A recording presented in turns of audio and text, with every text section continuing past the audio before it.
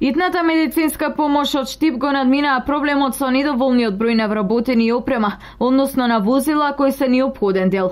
Во моментот работат 11 тимови кои на терен излегуваат по тројца, возач, лекар и медицинска сестра. Тимот и опремата се целосно екипирани, што е доволно за покривање на општина Штип и Карвинци. Во склопот на нашата служба работи и руралниот лекар кој што ги покрива руралните подрачја.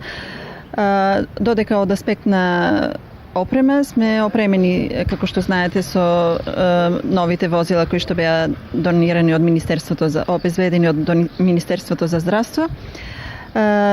Така што немаме веќе можам да кажам дека целосно опремени како со опрема, така и со кадар. Возилата кои ги добија како донација се целосно опремени со апарати за пружање на итна помош. Во нив има дефабрилатор, аспиратор, душек за имобилизација, апарат за притисок, апарат за кислород и друга апаратура која е од голема важност за разни интервенции. Сега моментално како служба сме целосно опремени и нашите потреби се задоволени, а се надевам дека и граѓаните ќе ја почувствуваат таа опременост. Со тоа што уште еден апел, јас ја користам секоја прилика да апелирам до граѓаните, значи да не се злоупотребуваат повиците на итната медицинска помош за